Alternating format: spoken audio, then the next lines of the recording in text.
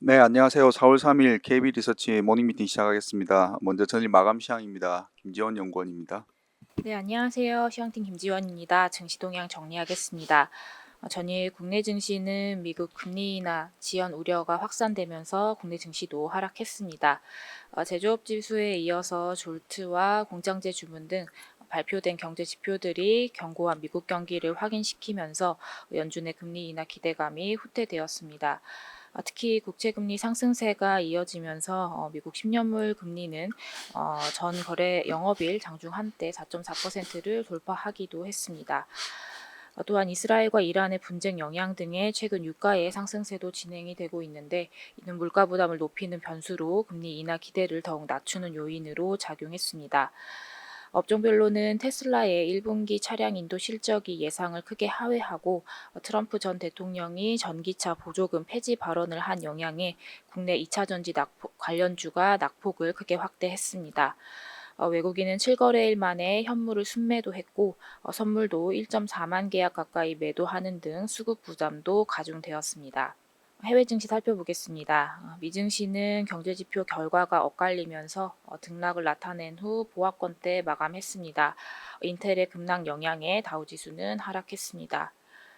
3월 ADP 민간 고용이 예상을 상회하면서 금리 인하 기대가 재차 위축되었습니다. 반면에 ISM 서비스업의 예상외 부진은 시장은 안도하는 모습입니다. 또한 보스틱 총재는 연내 한 차례 금리 인하를 전망을 하면서 매파적인 입장을 표명했고 파월 의장은 시간이 더 필요하다는 신중론을 재차 확인했습니다. 종목별로는 인텔이 파운드리 부문에 70억 달러 영업 손실 기록에 8%대 급락했고 마이크론은 중국의 신공장 건설 모멘텀이 연장되면서 4%대 강세를 이어갔습니다. 중국은 대만 지진 여파와 청명절 연휴를 앞둔 관망세가 작용하면서 이틀 연속 하락했고 유럽은 3월 유로존 CPI 잠정치가 2.4%로 2월 대비 둔화세를 보이면서 조기 인하 기대감에 상승했습니다. 미국 10년물 국채 수익률도 미국 서비스업 방 둔화 소식에 하락 전환했고 달러 역시 하락했습니다.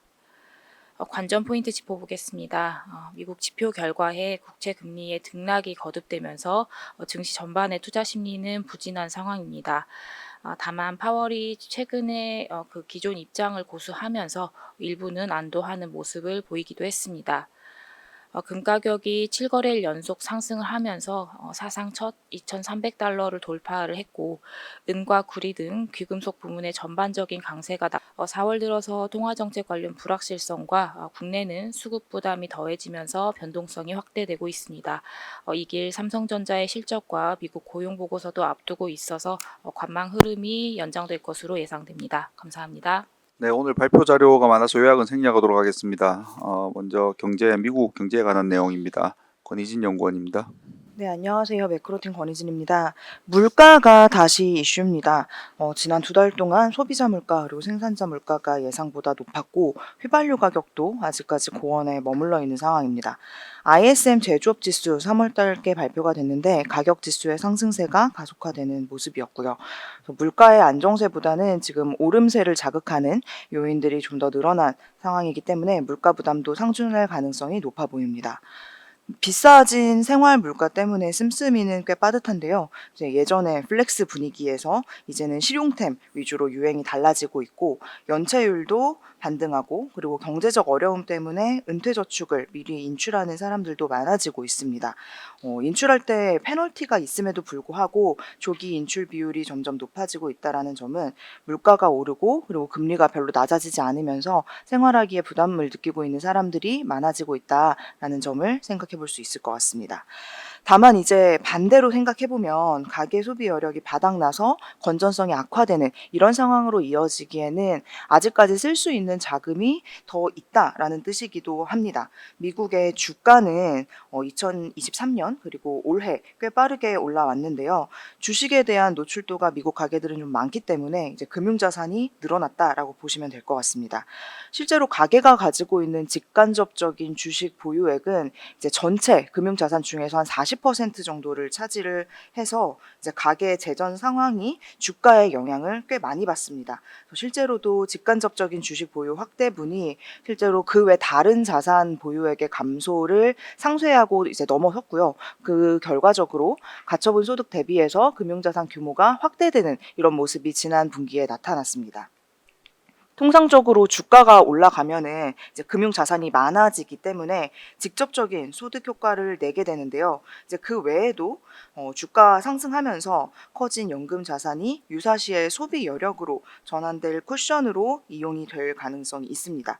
이제 당연히 은퇴 이후에 사용할 목적으로 관리하던 자금이기 때문에 이걸 미리 빼는 게 바람직하다라고 볼 수는 없지만 그래도 가계가 소비나 이자 지출 때문에 감당하기 어려운 수준의 레버리지를 일으킬 가능성은 낮춰준다라고 보시면 될 것 같습니다.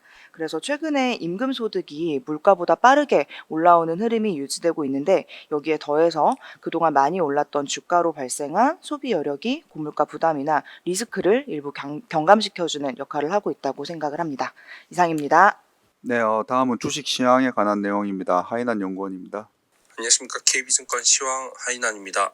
오늘은 유가 강세의 파급 효과를 말씀드리겠습니다. 최근 WTI 기준으로 85달러까지 상승하면서 유가 상승에 대한 우려가 제기되고 있습니다. 유가 상승의 파급 효과 첫 번째는 물가 리스크입니다. 그리고 이는 연준의 금리 인하 기대감을 후퇴시킬 배경이 될 수 있기 때문에 주의가 필요하겠습니다. 연준이 금리 인하를 하겠다는 근거는 지금 물가 안정에 초점이 맞춰져 있습니다. 그런데 유가 상승과 그로 인해 파급될 수 있는 물가 리스크는 연준의 금리 인하 기대감을 후퇴시킬 배경이 될 수 있다는 점을 주의해야겠습니다.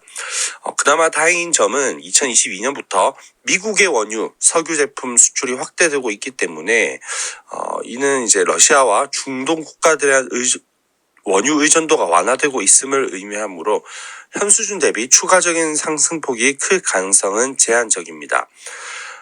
유가 상승의 파급 효과는 아니긴 하지만 중동 지역 분쟁은 미국 정부 지출을 지속시킬 근거가 될 수도 있습니다. 그리고 이것은 미국 국채 금리의 하단을 지지하는 배경이 될 수도 있습니다. 미국 국채 금리의 하단이 지지될 수 있기 때문에 저희 내부에서는 미국 국채 금리 10년물 금리가 4%대를 유지할 것이라고 예상을 하고 있습니다. 네, 그리고 두 번째는 유가 강세 파급 효과 두 번째는 중동 국가들의 재정 여력이 확대될 수 있다는 것입니다. 유가가 상승하게 되면 아무래도 중동, 특히 사우디아라비아의 재정 수지가 개선될 여력이 생길 텐데요. 유가 상승 덕분에 사우디아라비아의 재정 수지가 개선되면 이 사우디아라비아의 재정 지출이 확대될 수가 있고 또 마침 최근 2년간 사우디아라비아의 재정 지출이 확대됐던 분야를 보면 국방 분야가 있습니다.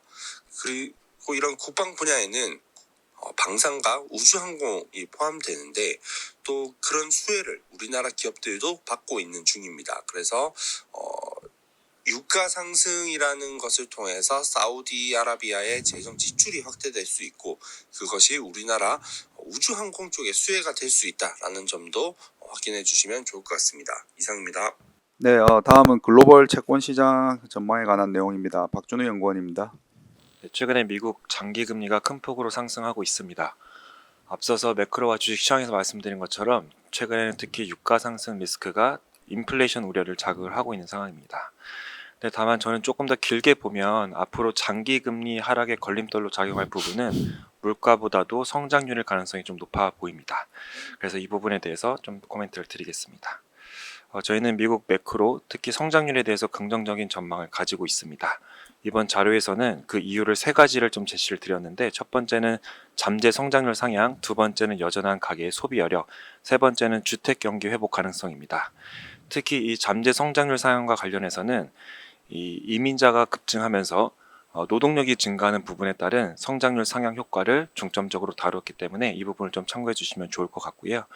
인플레이션의 경우에는 당연히 단기적으로는 상승 리스크가 남아 있지만 추세 자체는 여전히 디스인플레이션 추세라고 판단을 하고 있습니다.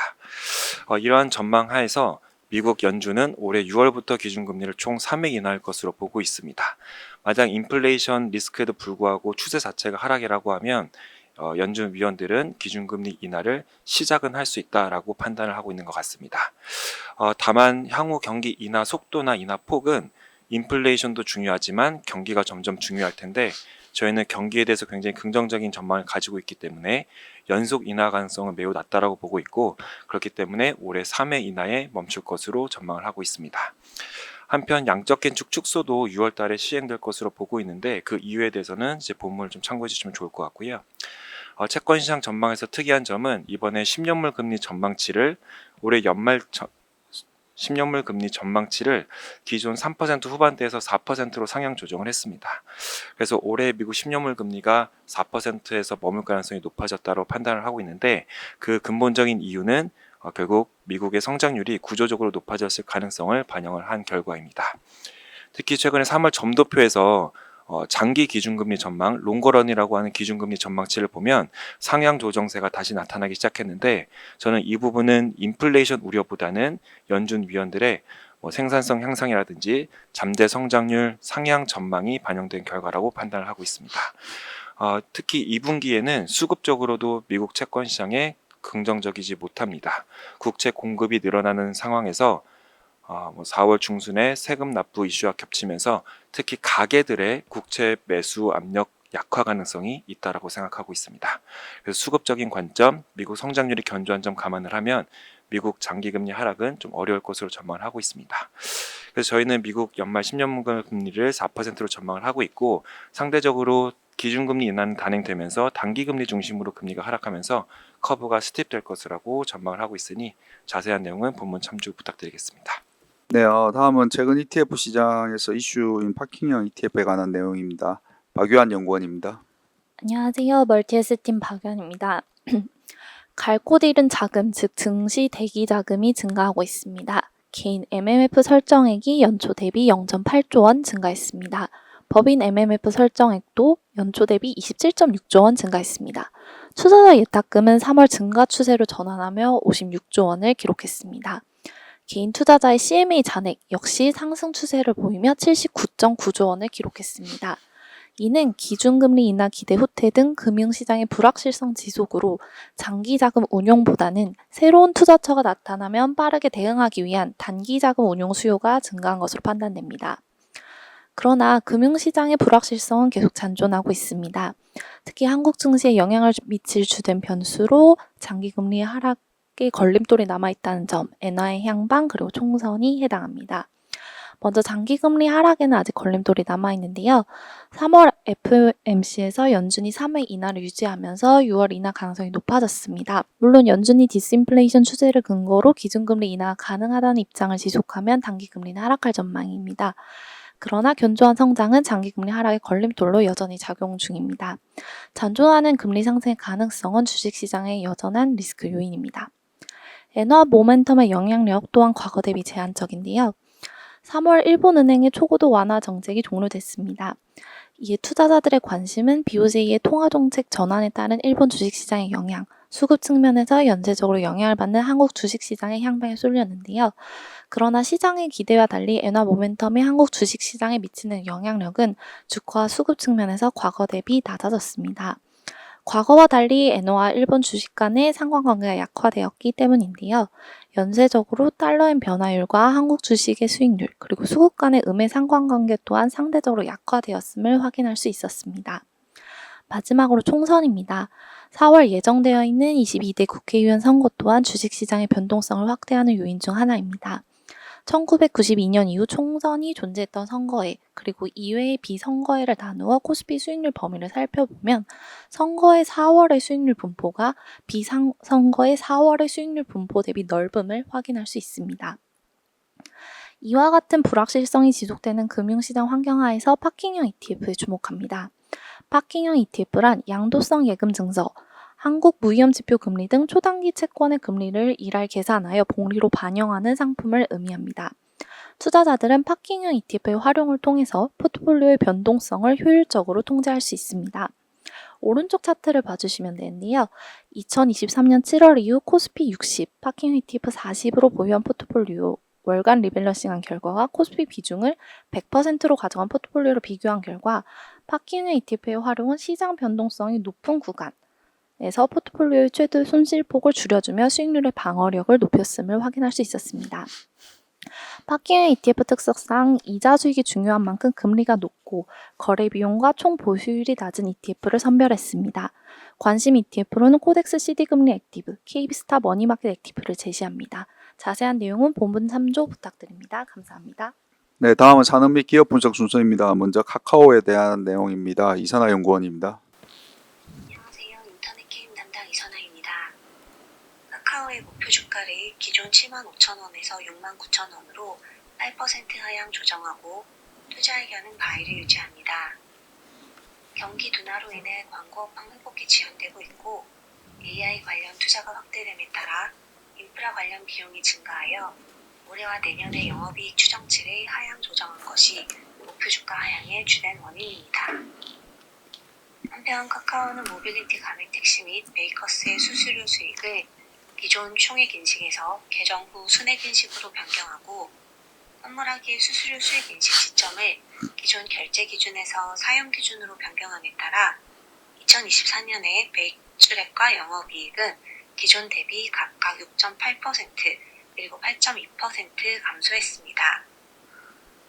카카오의 1분기 연결 기준 매출액은 전년 동기 대비 18.8% 증가한 1조 9,290억 원, 영업이익은 70.6% 증가한 1,068억 원을 기록할 것으로 예상하는데 이는 영업이익 기준 컨센서스인 1,471억 원을 하회하는 수치입니다. 플랫폼 매출액은 6.7% 증가하고 콘텐츠 매출액은 32.1% 증가할 것으로 예상을 하고 영업이익은 지난 4분기에 300억 원가량 성과급 충당금을 미반영했던 일회성 요인이 사라짐에 따라 전분기 대비 역성장할 것으로 전망합니다. 2024년 콘텐츠 부문에서 2분기부터 SM 인수에 따른 인올가닉 그로스 효과가 사라지고 게임은 대형 신작 부재, 웹툰 경쟁 심화 등 부진이 예상됨에 따라 플랫폼 부문의 광고 매출 회복이 더욱 중요해졌습니다. 경기 둔화로 인해 광고 업황 회복이 지연되고 있지만 오픈 채팅 트래픽이 증가하고 있고 타겟팅 고도화를 통해 광고 단가 상승이 가능해 광고 업황 회복 시 수혜가 기대됩니다. 보다 자세한 내용은 리포트 참고 부탁드립니다. 감사합니다. 네, 다음은 삼성 SDI에 관한 자료입니다. 이창민 연구원입니다. 네, IT 애널리스트 이창민입니다. 삼성 SDI에 대한 투자 의견 바이와 목표 주가 65만 원 유지하도록 하겠습니다. 전일 종가 기준 상승 여력 52% 수준이고요. 1분기 실적 같은 경우는 컨센서스 소폭 하회를 예상을 하고 있습니다. 우선 중대형 배터리 같은 경우는 실적 선방이 예상이 됩니다. EV향 관련된 내용이고요. 비중국 배터리 제조업체들이 전반적으로 업황이 좀 부진한 상황입니다. 하지만 SDI는 용량 기준 판매량이 어쨌든 전분기 대비 5% 상승할 걸로 추정되어서 그중에 가장 낮다 이렇게 평가를 하고 있습니다. 다만 이제 레깅되어 반영되고 있는 리튬 가격 급락 영향이 ASP를 이제 9% 정도 낮출 것으로 예상되기 때문에 매출액 역성장은 불가피할 전망입니다. 사실 이외의 사업부들은 실적이 조금 아쉬울 것으로 예상이 되고 있습니다. 전동공구향은 이제 전분기 대비해서는 소폭 개선 전망되지만 여전히 좀 미국 주택 경기 부진 영향을 받고 있고요. S24 판매 호조 영향을 받는 폴리머 배터리 실적은 양호하지만 ESS용 배터리 판매가 하락세에 계속해서 이어지고 있고 또 전자재료 같은 경우도 이제 1분기가 원래 디스플레이 비수기이기 때문에 관련 영향 받을 것으로 전망하고 있습니다. 이러한 전기차 그리고 IT 세트 수요 부진 영향을 받고 있기 때문에 상반기까지는 실적 둔화 흐름 지속될 걸로 전망을 하고 있습니다. 하지만 앞서 말씀드린 대로 이제 프리미엄 제품군 중심으로 공급하는 전기차용 배터리 판매 흐름은 경쟁업체들 대비 양호화가 나타나고 있는 점 긍정적입니다. 하반기에는 이 리튬 가격 급락 영향에 따른 P 하락이 멈출 걸로 예상이 되어서 실적 개선 가능할 것으로 예상을 하고 있고요. 또 좀 멀게 느껴졌던 전고체 전지의 양산 시점 2027년이 다가오는 점도 밸류에이션 프리미엄 요인으로 작용하고 있어서 SDI에 대한 긍정적인 시각 유지하도록 하겠습니다. 이상입니다. 네, 다음은 이수페타시스에 관한 자료입니다. 권태우 연구원입니다. 네, 안녕하십니까. 스무개 권태호입니다. 이수페타 말씀드리겠습니다. 이수페타에 대한 투자 의견 바이 목표 주가 5만 5천을 유지하겠습니다. 투자 포인트를 말씀드리면 첫 번째로는 월 평균 수주 증가입니다. 수주금은 2분기부터 확대될 것으로 예상되고 있는데요. 그 이유가 아무래도 AI 가속기와 네트워크 분야의 수주가 증가되는 가운데 국내 생산 능력이 1.5배 확대될 예정입니다. 사실상 비용단에서는 지난해부터 시작된 라인 재배치와 그다음에 인건비 이런 부분들이 반영이 되었기 때문에 단기적인 수확성에는 부담을 좀 주었는데요. 그럼에도 불구하고 앞으로는 뭐 하반기부터 신규 공장이 본격적으로 가동된다면 선제적으로 비용을 반영시켰기 때문에 안정적인 규모의 경제를 달성할 것으로 판단하고 있습니다. 두 번째로는 유선량 제품의 레이어 증가 예상으로 블렌디드 ASP가 상승 효과를 기대하고 있는 상황입니다. 지금 현재 AI 서비스가 확대되고 있는 상황이고요. 이를 대응하기 위해서는 빅테크와 로컬 사업자들이 데이터 센터 용량 확보를 위해 직감적으로 서버 투자를 집행할 것으로 판단하고 있습니다. 사실상 클라우드 인프라의 확장이 안정적인 AI 서비스 제공에 대한 필수 조건을 고려할 때는 이들 사업자들에게 긍정적으로 영향을 미칠 것으로 판단하고 있습니다. 이스페타 같은 경우에는 주요 고객사에서 30층 이상의 고부하 제품을 납품하고 있는데요. 현재 하반기부터는 신규 제품에 대한 공급이 이루어질 것으로 예상되기 때문에 특히나 신규 제품 같은 경우는 40층 이상의 초반에 달하고 있습니다. 그렇기 때문에 향후에는 이 제품 비중 확대와 신규 제품 생산이 수익성 개선에 큰 역할을 할 것으로 기대하고 있습니다. 첫 번째, 두 번째 월 평균 수자 증가 그리고 ASP 상승 효과에 따라서 현재 우호전 환경이 조성되고 있다고 판단하고 있고요. 이에 따라서 24년 예상 영업이익은 1,000억 원에서 25년 예상 영업이익은 1,697억 원으로 이익 증가폭은 확대될 것으로 판단하고 있습니다. 다시 한번 말씀드리지만 이익 성장의 이끈 핵심 요인으로는 하반기 신규 공장의 본격 가동, 그다음에 통신 인프라 및 네트워크의 고도화, 그리고 마지막으로 AI 가속기랑 스펙 향상에 따른 제품 믹스 효과입니다. 이스페타에 대한 관심 지속적으로 필요하다고 판단하고 있습니다. 감사합니다. 네, 다음은 파크 시스템즈에 관한 내용입니다. 박준영 연구원입니다. 네, 안녕하십니까. 반도체 장비 애널리스트 박주영입니다. 파크 시스템스 1분기 프리뷰 자료 작성을 했는데요. 1분기 실적은 전년 대비 3% 하락한 266억 원, 영업이익은 전년 대비 8% 하락한 20억 원을 기록해 이제 컨센서스를 하회할 전망입니다. 고객사의 장비 설치 스케줄이 지연이 되면서 1분기 매출 일부가 2, 3분기로 이연이 됐기 때문인데요. 따라서 1분기 매출이 감소하면서 영업이익률 역시 한 자릿수대로의 하락이 예상이 됩니다. 하지만 1분기는 계절적인 비수기이며 연초 수주 잔고가 전년 대비 20% 이상 증가한 만큼 2024년 매출액은 전년 대비 18% 상승한 1,706억 원을 기록해 컨센서스에 부합할 전망입니다. 2024년 반도체 투자는 후공정에 집중이 될 전망이며 후공정 역시 미세화되면서 원자연미경 적용처가 전공정에서 후공정으로 확장이 되고 있습니다. 파크 시스템스도 해외 탑티어 고객사로부터 후공정 장비 신규 수주를 받기 시작해 후공정 투자 증가에 따른 수혜를 입을 전망입니다. 최근 미국의 대중국 제재 심화로 중국향 매출 비중이 높은 장비 업체들에 대한 우려의 시선이 존재하고 있는데요. 파크 시스템스는 중국향 매출 비중이 2022년 30% 후반에서 2023년 30% 중반으로 하락한 것으로 추정이 되며 최근 북미, 대만, 한국 고객사의 신규 수주가 지속되고 있어 중국 매출 비중은 점차 감소될 전망입니다. 이상입니다. 네, 다음은 XR과 VR 컨텐츠 기업인 스코넥에 관한 내용입니다. 한재훈 연구원입니다. 네, 스코넥 말씀드리겠습니다. 스코넥은 2017년도에 PSVR의 모탈 블리츠라고 하는 게임을 출시하면서 글로벌 다운로드 1위를 기록하는 등 VR 게임 개발에 강점이 있는 기업입니다. 현재는 대부분의 매출이 XR 교육 사업에서 발생하고 있고 24년도를 기점으로 신규 VR 게임 출시에 따른 관련 매출 발생 가능성이 높아지고 있는 상황이다라고 말씀드릴 수 있겠습니다. 투자 포인트 말씀드리겠습니다. 스코넥은 과거 메타의 투자를 받아서 VR 게임인 스트라이크 러시라고 하는 게임을 개발을 해왔었습니다. 현재는 CBT를 끝내고 사전 예약이 진행되고 있고요. 24년도 상반기 메타의 정식 플랫폼에 출시하는 것을 목표로 하고 있습니다. 더불어 하반기에는 방탈출 시리즈를 준비하고 있고요. 25년도에는 MR 콘텐츠 출시까지 목표로 하고 있습니다. 그동안 메타의 투자를 받아왔던 여타 게임들을 살펴보면 성과가 좀 나타나기 시작하는 분위기입니다. 최근 출시작을 이렇게 확인을 해보면 매출 규모가 의미 있는 수준까지 좀 올라왔다라는 게 가장 긍정적인 포인트고요. 대표적으로 보면 시계열이 얼마 안 되는 게임들보다는 22년도 9월에 출시했던 본랩이라고 하는 게임 같은 경우에는 출시 하루 만에 100만 달러를 돌파했고 현재까지는 한화 한 470억 원 정도 매출 발생한 것으로 추정하고 있습니다. 이는 스코넥의 스트라이크 러시 또한 올해 유의미한 매출을 기록할 수 있다라는 의미고요. 따라서 사전 예약자 수와 출시 이후 판매량에 꾸준히 주목할 필요가 있겠습니다. 다음으로는 인터넷 익스플로러 그리고 와이파이 등을 국제 표준 기술로 제정했던 IEEE라고 하는 기구에서 24년도에 스코넥의 XR 워킹 시스템을 기반으로 한 VR 재난 대응 훈련 시스템을 국제 표준으로 채택했습니다. 국내 표준만 있던 XR 교육 시장에 국제 표준이 제정되면서 스코넥에게는 해외 진출 활로가 열린 것으로 볼 수 있겠습니다. 실제로 스코넥은 현재 동남아, 북미, 유럽 등 주요 거점의 사업 인프라를 구축하고 있고요. 글로벌 XR 교육 훈련 시장 공략을 본격화할 계획을 가지고 있습니다.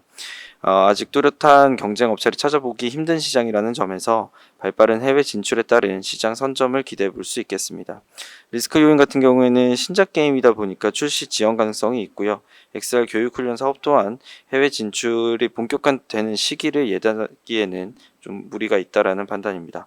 이상합니다. 네, 오늘 마지막 자료입니다. 해외 기업 어도비에 관한 내용이고요. 유중호 연구원입니다. 네, 안녕하세요. 미국 기업 분석 담당 유중호입니다. 어도비 자료를 좀 준비해봤는데요. 최근까지 어도비가 시장 예상치를 소폭 하회하는 보수적인 매출 가이던스를 발표했는데요. 이에 따라서 주가는 지금까지 하락세를 좀 기록하고 있습니다. 그러나 저희는 지금이 어도비의 비중을 좀 확대해야 하는 시기라고 보고 있는데요. 투자 포인트를 보면은 일단은 주요 AI 솔루션인 파이어플라이를 비롯한 AI 솔루션의 매출 기여도는 점차적으로 높아질 것으로 보고 있고요. 두 번째로는 이제 어도비의 생태계 확장과 그리고 차별되는 동종 기업과 차별되는 이런 품질 개선에 따른 높은 경쟁력이 예상되고 있습니다. 마지막으로 이런 이익 성장과 그리고 주주환원에 기반한 ROE 증가가 기대되므로 저희는 앞서 말씀드린 대로 장기 운영 관점으로 비중 확대를 제시드립니다. 어도비의 12개월 선의 ROE 같은 경우에는 50.3%를 기록했는데요. 지난 분기 약 40%에서 1분기 만에 약 10%가량 증가하면서 확실하게 이익 성장과 주주 환원 이런 거에 따른 상승세가 펼쳐지고 있고요. 이에 따른 절대적인 관점으로 주가 상승 여력이 창출되고 있다고 보고 있습니다. 이와 동시에 자사주 매입 부분을 보면은 최근 1분기에만 약 20억 달러를 실행했는데요. 작년 대비 작년 10억 달러 대비해서 약 2배가량 증가한 자사주 매입을 실행하고 있습니다. 또한 최근 3월에 어도비 이사회는 약 250억 달러 규모의 신규 자사주 매입 프로그램도 승인했습니다. 최근 AI 거품이 좀 빠지면서 주가 수준도 일단 동종기업이나 산업대의 비슷한 수준까지 좀 내려오면서 어느 정도 투자 매력을 높였다라고 보고 있고요. 최근 실적을 간략히 살펴보면은 매출이랑 주당 순이 모두 시장 예상치를 소폭 상회했습니다. 일단 저작권 문제가 없는 생성형 AI 기술과 그리고 모바일 앱 이런 솔루션의 수요가 강세를 보였고요. 이에 따른 수주 잔고랑 그리고 연간 반복 매출 모두 증가세가 나타났습니다. 일단 가입 고객도 역대 최고치를 기록했고요. 일단 연구 개발비 투자나 이런 비용이 소폭 증가했음에도 이런 AI 제품이나 고마진 제품 판매가 증가하면서 영업 이익률 또한 개선세가 나타났습니다. 이번 가이던스를 보면은 앞서 말씀드린 대로 매출 같은 경우에는 시장 예상치를 소폭 하회하는 최대 53억 달러 규모일 것을 발표했는데, 그러나 주당 순이익이나 이런 이제 뭐 연간 반복 매출 이런 것들은 모두 상승세가 많이 나타날 것으로 발표하면서 이제 이익단에서는 확실히 개선세가 나타날 것으로 기대하고 있습니다. 이제 단기 매출 같은 경우 예상보다 성장세가 부진할 수 있지만 장기적으로는 일단 어도비가 속한 AI 디지털 시장 규모가 확대가 나타날 것을 보고 있기 때문에 저희는 이에 따른 장기 매출 성장이 기대된다라고 보고 있고, 그리고 지난주에 펼쳐진 어도비 서밋에서 확인됐듯이 신제품보다는 확실하게 이제 사용할 수 있는 품질 개선을 일단 이루고 있는 점에서 저희는 일단 긍정적으로 좀 보고 있습니다. 자세한 내용 리포트를 참조해 주시면 감사드리겠습니다. 감사합니다. 네, 이상으로 4월 4일 목요일 KB 리서치 모닝 미팅 마치도록 하겠습니다. 감사합니다.